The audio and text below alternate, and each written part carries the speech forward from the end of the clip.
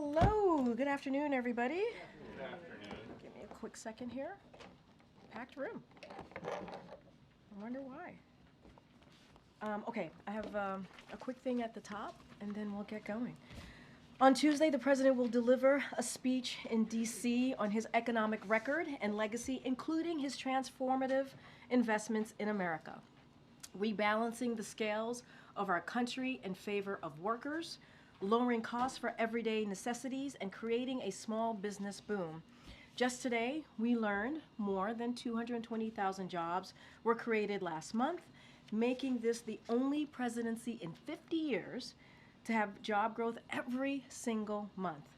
Over the last 4 years, the president has rejected trickle-down economics and written a new economic playbook that builds the economy from the middle out and bottom up, not the top down.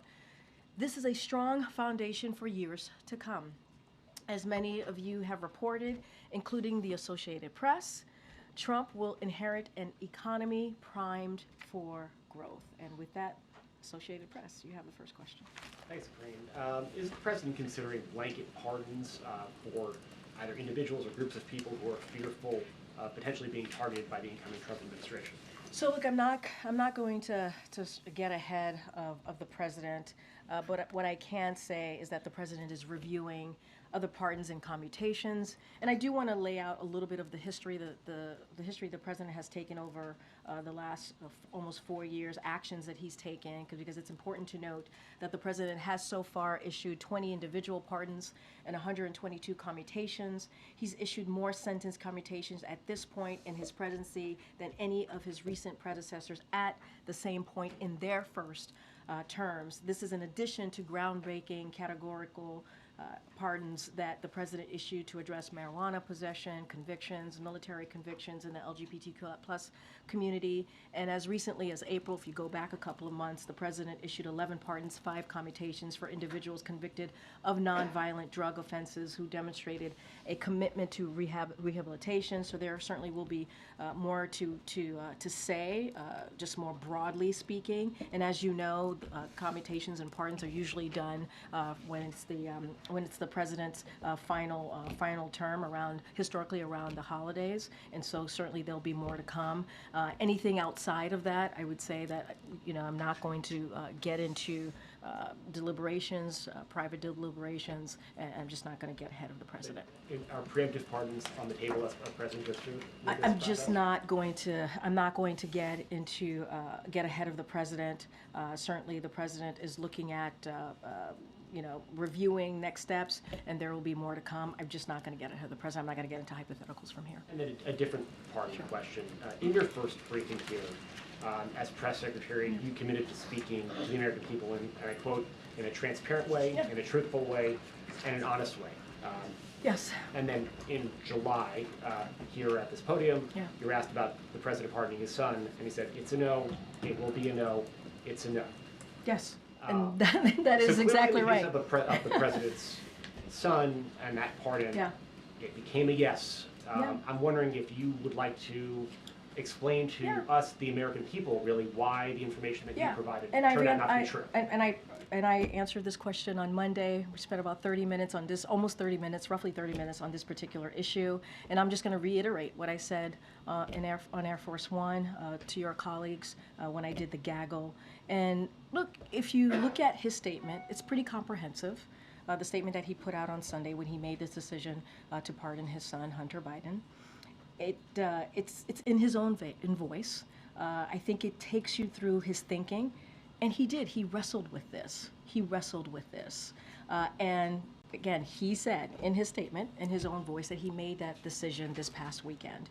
And the fact is, when you think about how the president got to this decision, circumstances have changed. They have. And a couple of things, and I said this on Monday as well. Republicans said they weren't going to let up, weren't going to stop. Recently announced Trump appointees for law enforcement have said on the campaign that they were out for retribution, and I think we should believe their words, right? We should believe what they say.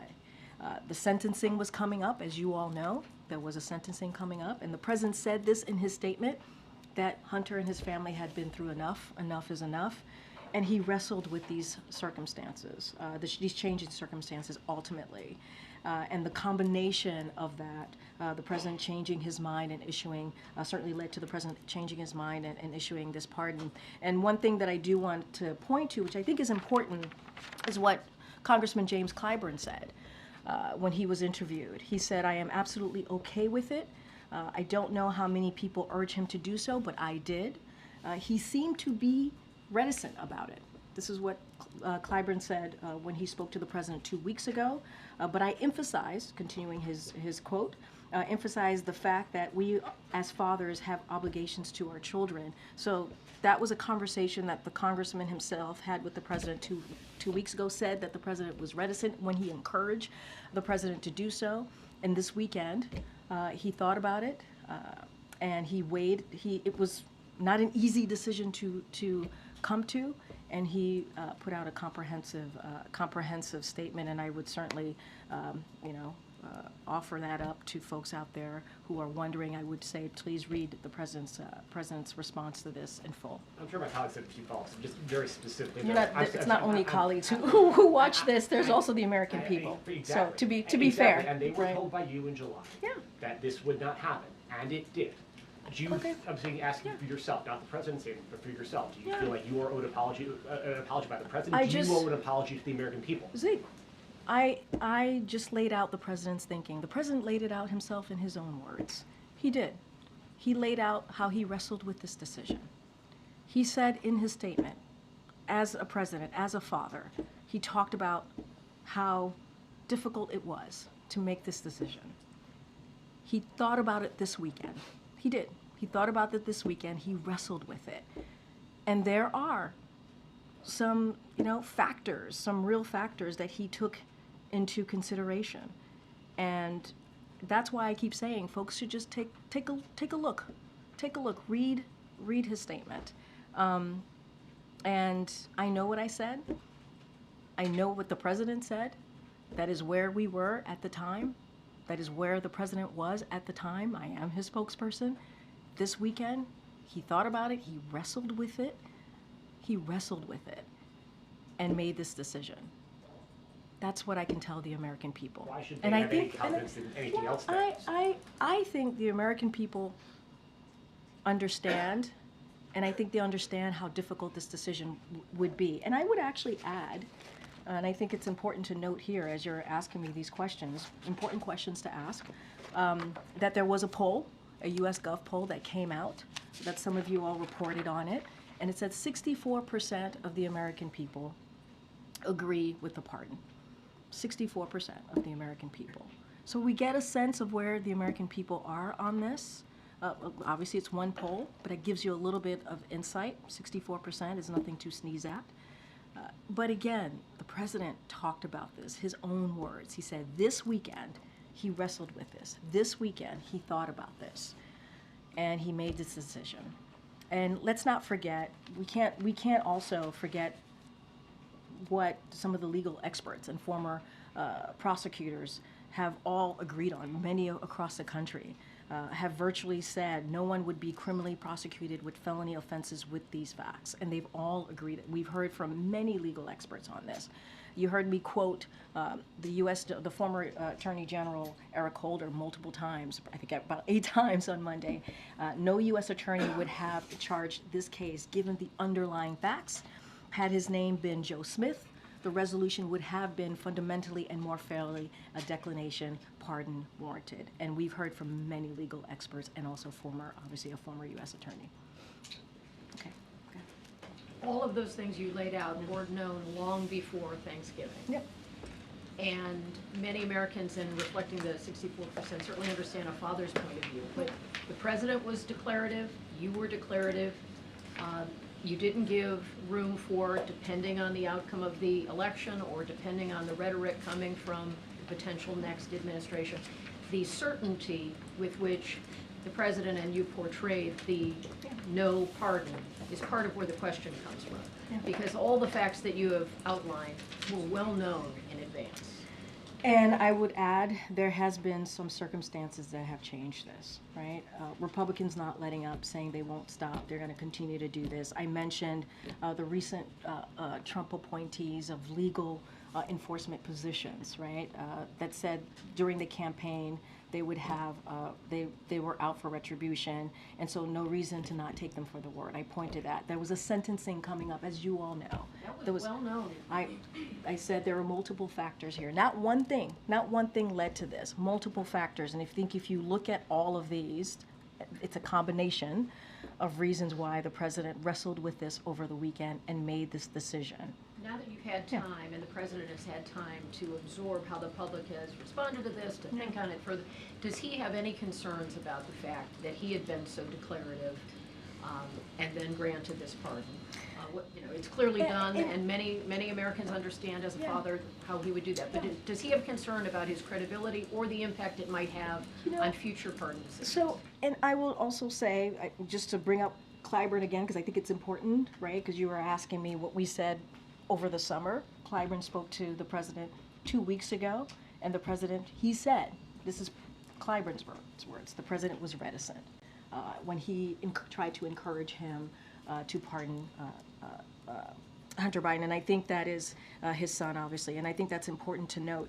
Look, I would refer you back to the last couple of sentences in the president's statement, and I think it's important here where he talked about wrestling this and wanting to understanding that the American people are fair-minded, and talked about the importance of doing this and thinking about this over the weekend and coming to this decision and how he wrestled with it. And that was, I think, a message directly to the American people. The whole comprehensive statement was something that he wanted to share with the American people. But I think the way he ended his statement actually acknowledges and wanted to be very clear to the American people his own personal thinking about this, and understanding that they would look at this, and he believed they would be fair-minded about it.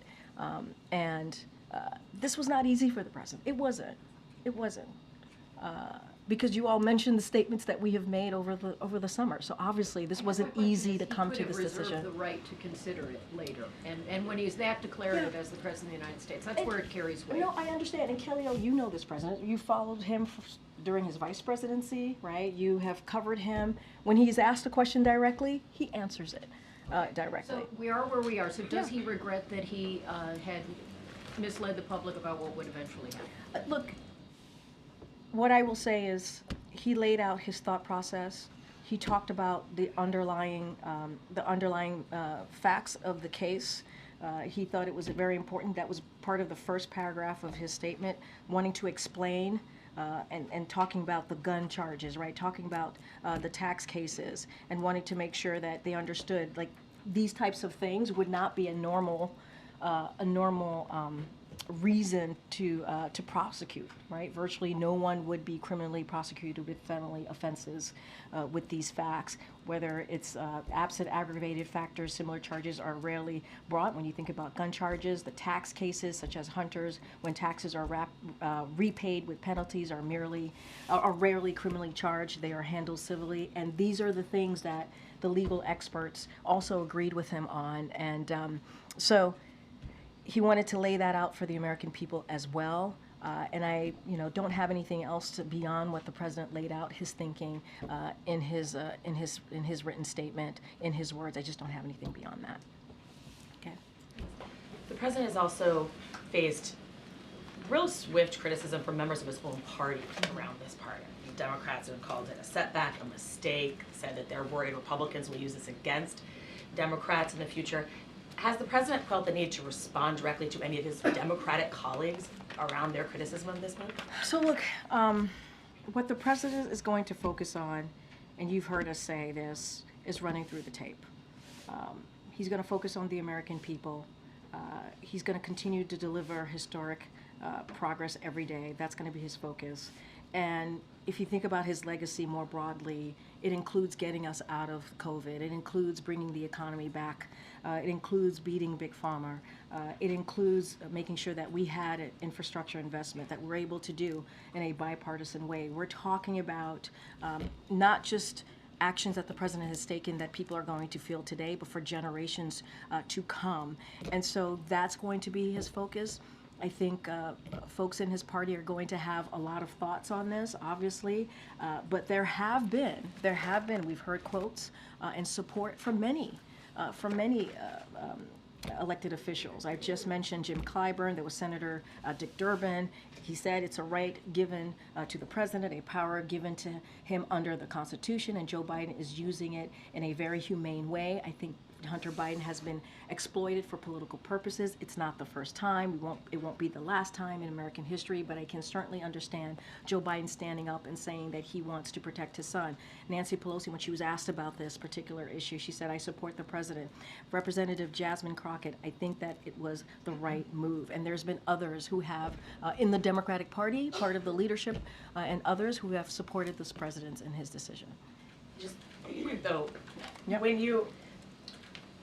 when the president is saying that he believed it was a political prosecution, does it make it easier for incoming Trump to also say that he's pardoning January 6 rioters because he believes that those are political Look, I'm not going to get into what the incoming administration is going to do or not do. That's not something that I'm going to speak to. I've been pretty consistent about that since the election. We've been very clear about where we stand on January 6th.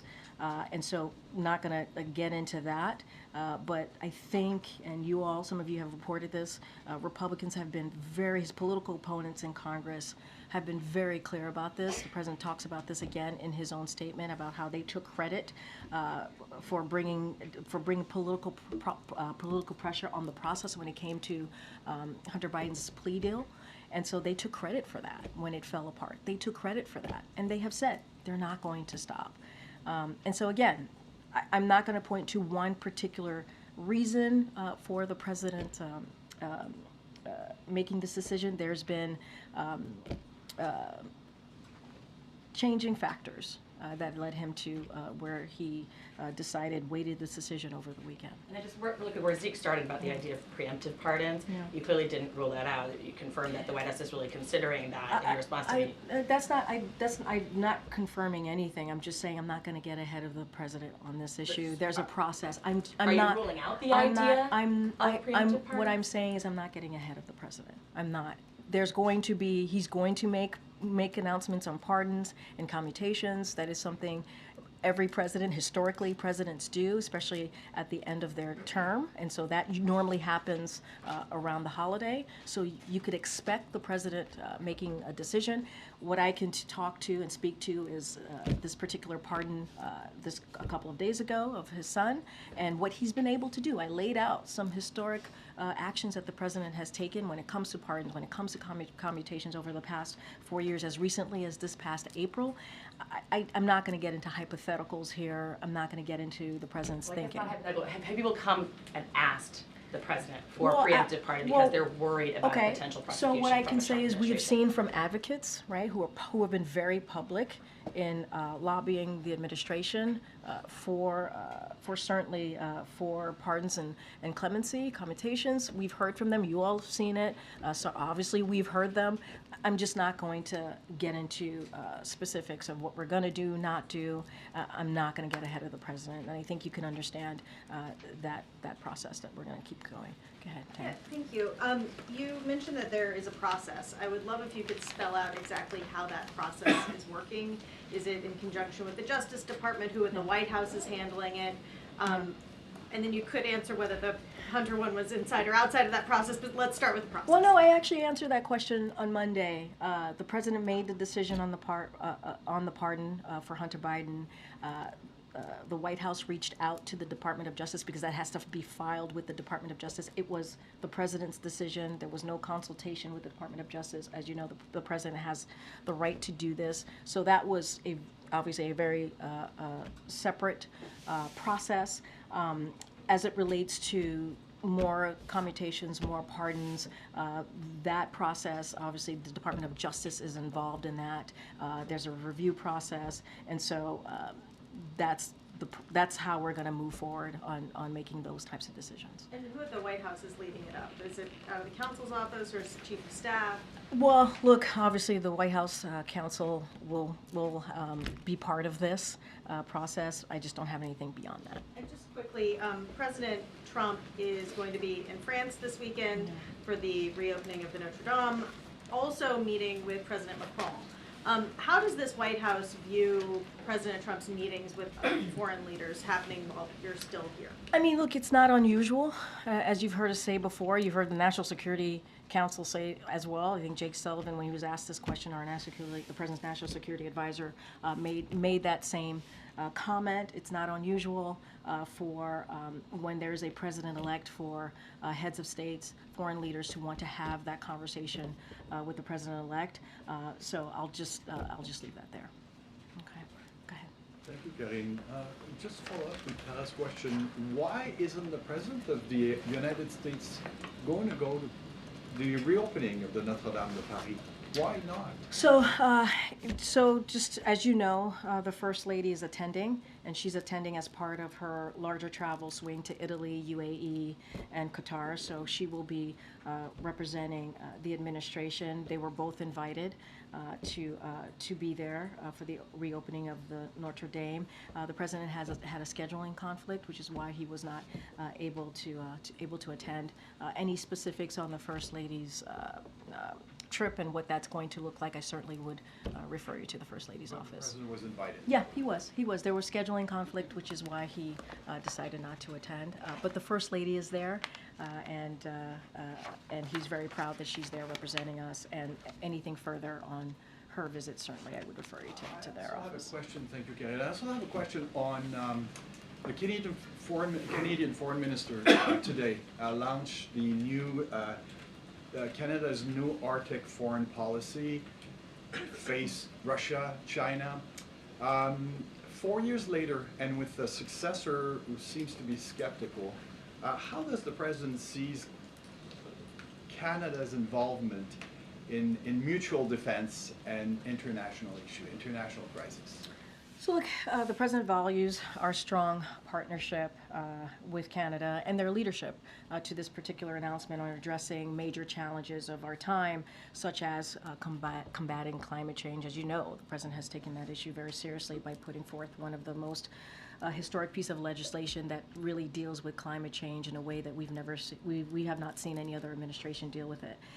Canada's contribution, as you all know, to Ukraine's defense and multilateral security support mission in Haiti have been consequential, and so we value the Canadians' cooperation in securing the Arctic region that is peaceful, stable, and prosperous and cooperative, and so again we value that strong partnership, and I think they have shown leadership. Many things that they have certainly partnered with us in the past 4 years. Okay. Thank you, Karine. On Syria, as you know, armed groups are closing rapidly on many Syrian cities and against the Assad regime. How does the White House see the outcome or the best outcome, and what messages do you have to the regime in Syria? So we're closely monitoring the situations in Syria and have been in contact with the countries in the region. And the NSC put out a statement just last weekend. The Assad regime's ongoing refusal to engage in the political process outlined in UNSCR 2054, and its reliance on Russia and Iran created the conditions now unfolding, including the collapse of Assad regime lines in northwest Syria. So the United States, together with its partners and allies, urged de-escalation, protection of civilians and minority groups, and a serious and credible political process that can end this civil war once and for all with a political settlement consistent with UNSCR to 2254. And so we're going to continue to obviously defend and protect U.S. personnel and U.S. military. That is the president that has been always very clear about that. And so obviously U.S. personnel and U.S. military, they remain essential to ensuring that ISIS can never again resurge in Syria.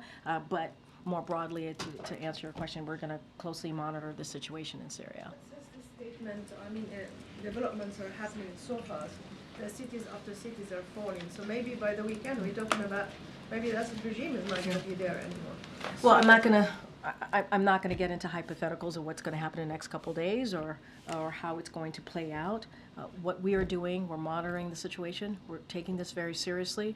You saw the statement from National Security Council just this past weekend. We're going to continue to stay in contact with countries in the region. And so that's what I can say that we're going to do, continue to be in touch, continue to monitor.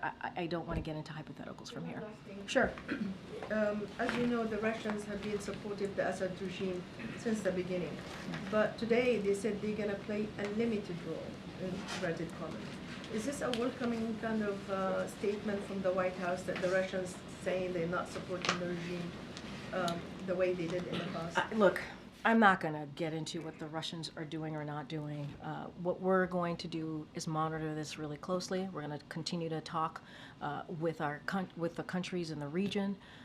And remember, as I just stated, we have U.S. personnel on the ground. We have U.S. military. It is important to the president that we continue to make sure that they're safe. Their safety is considered here. I'm just not going to get into what the Russians have said and what they're going to do and not do. Okay. Thanks, Karine. Zeke asked this question, I just didn't hear an answer. The next time that the president says he will or won't do something, why should the American people believe him? I answered that question. I don't have anything else to add. What is your answer? I answered the question. Can you I explain it answered in a the way question. that's understandable? I can't speak to you understanding the question or not, or my answer or not on this. I don't have anything else to say. I'm not going to relitigate this. I did that on Monday for 30 minutes. I went back and forth. I laid out. I said, please read the president's really comprehensive statement on this. And I even said the last paragraph of that statement, he talks directly to the American people. And that's how I answered that question. Can you acknowledge that it may have been a mistake by the president, you, to say multiple times unequivocally that he would not pardon his son? The president laid out in that statement what changed, why his mind changed, how he wrestled with this decision. The president laid that out. I don't have anything else to add. So that statement, he said in part, I believe in the justice system, but as I have wrestled with this, I also believe raw politics has infected this process and it led to a miscarriage of justice. Just to understand that sentence, I think it's important. Yeah, Is for it sure. that the president believes in the justice system except in some cases?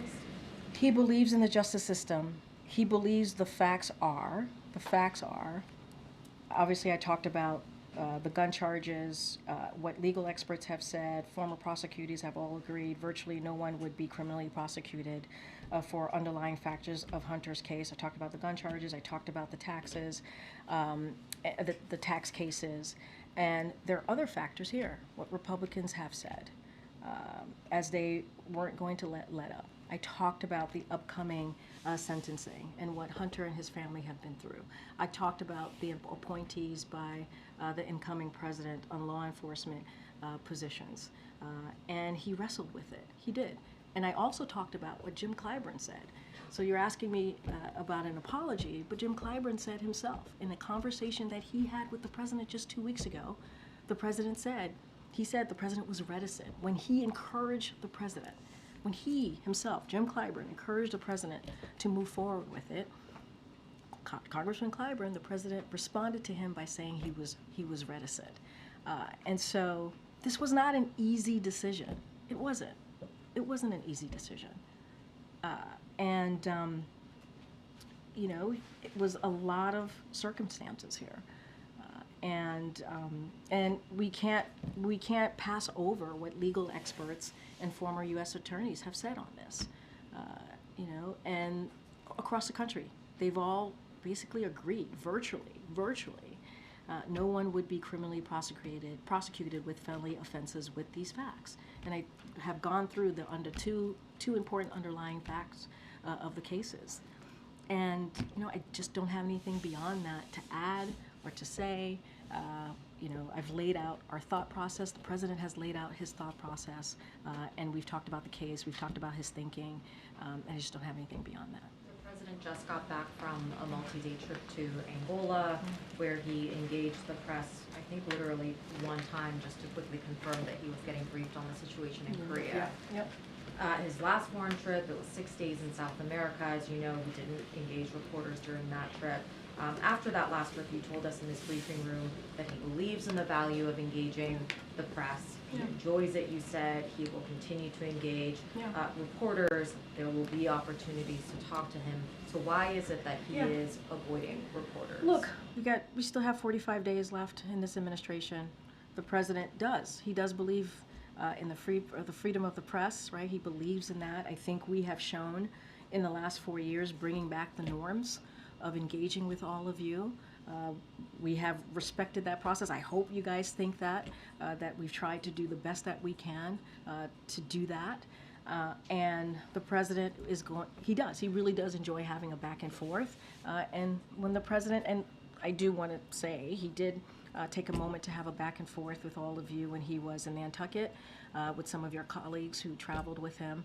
He did take some questions there, so it's not like he hasn't taken questions at all. He did have he did do a gaggle when he was in Nantucket around the holiday and took some questions. And so he'll continue to do that.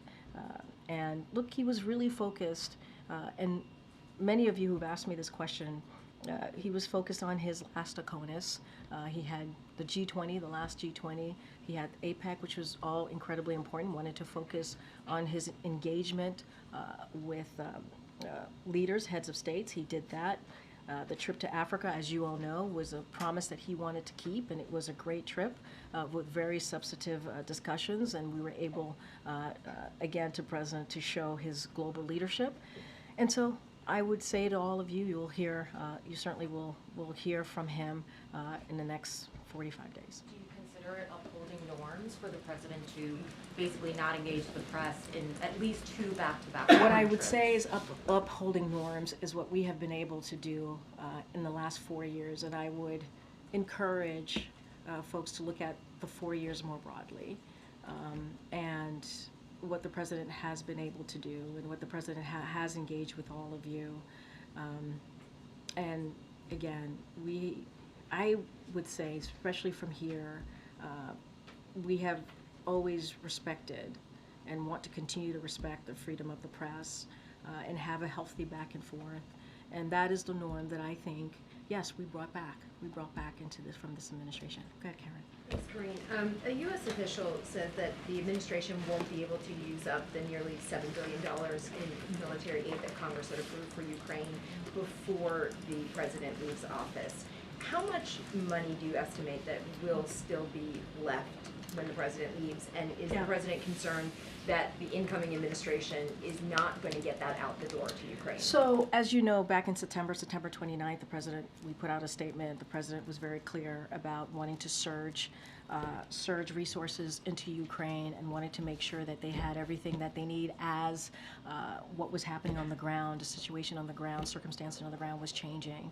And our commitment has been very steadfast. You have seen us since that date continuing to make announcements on assistance going towards Ukraine. I don't have a number for you or an estimation of how much money would be left or not left in the next, after we've got 45 days, as I just mentioned. I would refer you to the Department of Defense to get that specific number, but we are committed to getting the money out the door.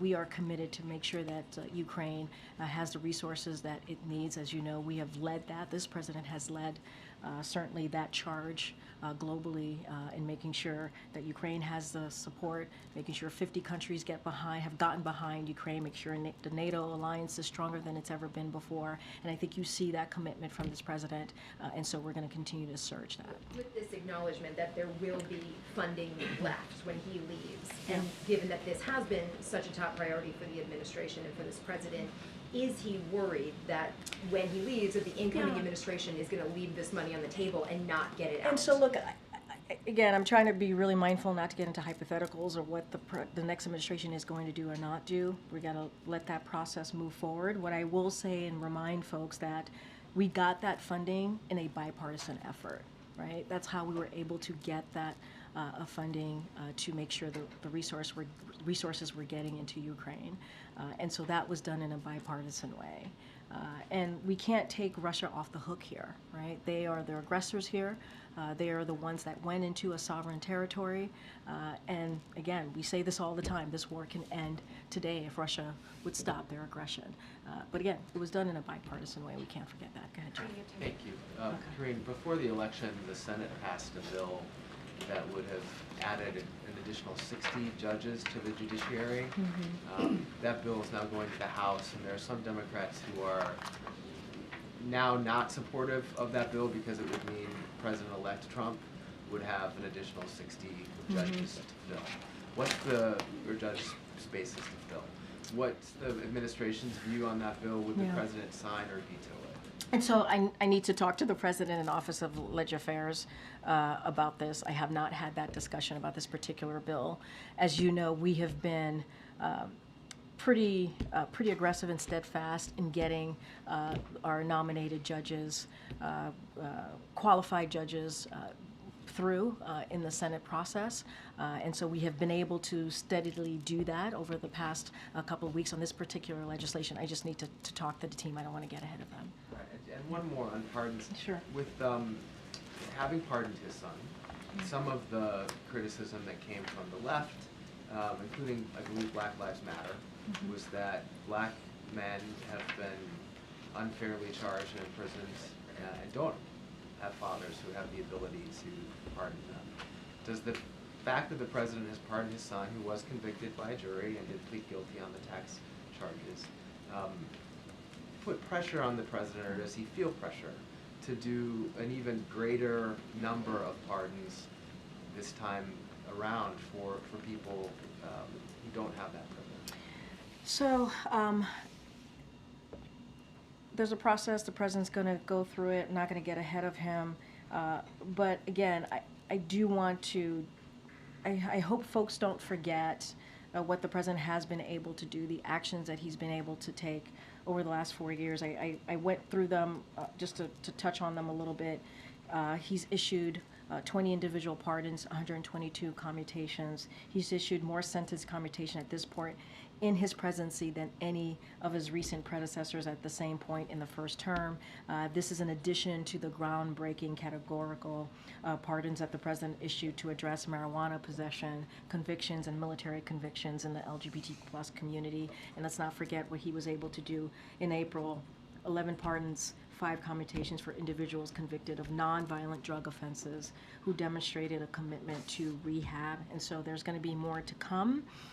But what the president has done, you've shown his commitment to making sure that he takes these pardons as he has over the last 4 years in a way that is important for communities that you just spoke to. And he's talked about the criminal justice system. He's talked about he's taken actions in a way that we can address with the inequalities of the criminal justice system. And I would say that this president's commitment has been very clear on this, and has been very, has been very steadfast and has made a difference. There's going to be more to speak to in the upcoming weeks, and so certainly the president will address it. Does he have a response to that kind of criticism? Look, again, I just laid out what the actions. No, I don't. Does he get that some people feel that their sons and daughters deserve the same? And so I will say, and I keep going back to his comprehensive written statement because he speaks to his thought process. Obviously, I've said this many times. He speaks to wrestling with this. He speaks to the underlying factors, as I've mentioned many times from here, and he speaks to how Republicans have politically gone after his son over and over again and continue to say they're not going to stop. And you've heard from legal experts who have said that if his name was Joe Smith. I'm asking about these other people I- who are and also in jail and were also convicted. Right, and I've answered that by talking about the actions that the president has taken. I've answered that by pointing to the president's statements, him wrestling with this and laying out his thought process. It was in his own words. And, you know, you also asked me if there are going to be additional pardons. There will be. We're reviewing it. We're trying to figure out the next steps in this. And you'll hear from the president on this in the next couple of weeks. But we can't put aside the important notes that I made about the actions that the president has taken on issues that matter to the community. And again, I said he's issued more sentence commutation at this point in his presidency than any of his recent predecessors at this same point in their first terms. That matters. He's taken this very seriously, and so, you know, that's what I hope folks would take from that. A president that's been very serious, that's taken actions, and that's how I'm going to answer that question. Go ahead. Thanks, Karine. When you're standing there at the lectern, you are White House Press Secretary speaking on behalf of the president, conveying his thoughts and views of the administration. And it's for that reason that you said on his behalf all those times that he had no plans to do what he did on Sunday. Has he expressed any regret to you directly, personally, for having put you in this position and now having to go back? Look, I understand this question, and you started off, I think the way you started off the question is basically how I feel, right? And I think all of us who work in this administration, I work for the president, I speak for the president, I comment on behalf of what he feels and thinks, and that's my job. That's my job as the press secretary, the White House press secretary, the person who speaks on behalf of the President of the United States, and that's how I feel. I feel like it's my... Did he apologize to you? Look, there's no apology needed, maybe to answer that question. No apology needed. What I will say is, this is a president. You've heard me talk about the legal experts, what they have said, how they agreed with the president in taking this action. You've heard me say that over and over again. I've laid out quotes from different U.S. attorneys, prosecutors, who really laid out how the underlying factors of Hunter's case would not lead to what had occurred in the past several months. And I will also say this, and you heard this president say this many times before, he believes when it comes to his family, when it comes to how he moves forward about thinking about his family, they're the beginning, the middle, and the end. And he wrestled with this. It was not an easy thing for him to decide. There's a reason why I keep bringing up Congressman Jim Clyburn, is because this is someone who spoke to the president just 2 weeks ago and encouraged him to do so, to pardon his son. And at the time, the congressman said 2 weeks ago that this president was reticent. So obviously he wrestled with this. So no apology needed from him to me. One of the other things he often says is that voters should trust his, quote, word as a Biden. Yeah. Should they still? Yes, the president. This was a pretty big, defiant public pronouncement by him that he wasn't going to do this anymore. I hear you, and I understand. But the president wrestled with this. He truly did. And, you know, I called out the U.S. Gov poll where 64% of Americans, that's not a small number, agree with the president's decision to pardon his son. And I think that gives you a little bit of a tiny window of where the American people are on this. He sidestepped a judge and a jury's decisions on the cases involving his son. He criticized the political nature of the prosecution. The next president has spent the last several years vowing to upend the Justice Department and the FBI. Looking at their current and future presidents, why should any American continue to have confidence in the American justice system? Well, the president does have confidence in the American justice system. And he said that in his statement. Certainly continues to have confidence in the Department of Justice. what They he, see what, two leaders who oh, okay. single out incidents that involve them or their families and say, well, they're not Can being I- fair to me, Okay, but can the I, rest of you should can agree I, with it. can I just be very blunt here?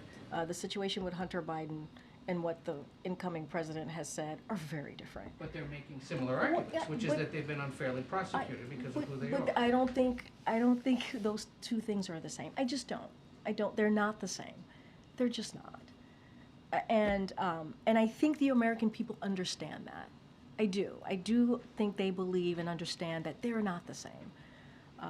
What the president's son had to go through, and what we've heard from legal experts, former U.S. attorneys general, who look at this case, who understand this case, and have said, this would not there would not be the situation.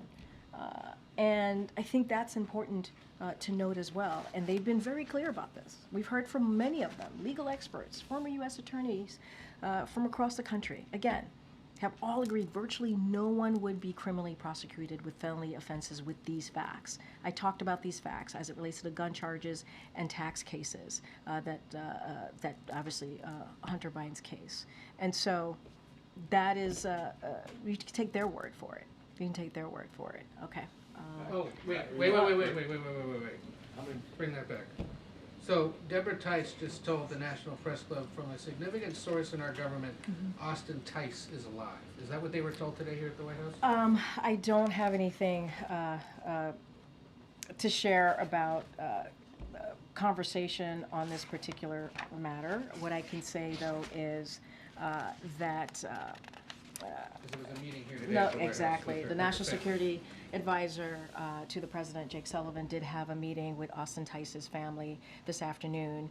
And Jake Sullivan has regularly met with the families of wrongfully detained Americans, so this is in line of what he has been able to do. And so we're going to continue to make sure that we get Americans who are wrongfully detained or Americans home to their families. You've seen that. I think you've seen that commitment truly from this administration, what we have been able to do certainly in the last several months over the past 4 years. And we brought home 75 unjustly detained around the world.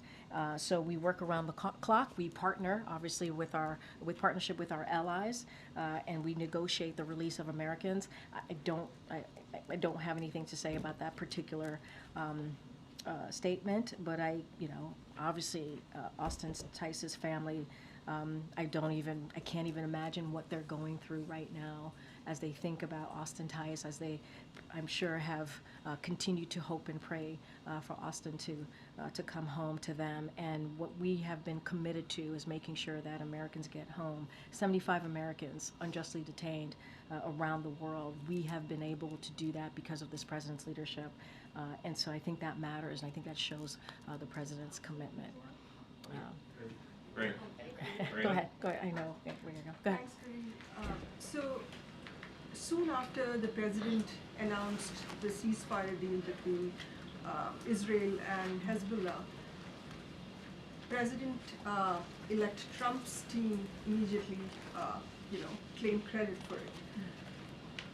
Just last week, there was a video out, released by Hamas of one of the hostages.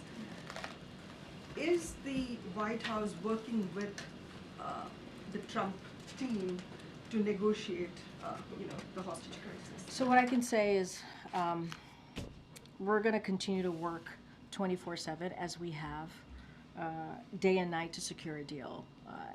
And that would certainly free the hostages, bring about a ceasefire in Gaza. And so we have been in touch with the president-elect's team to ensure that they're aware of our efforts.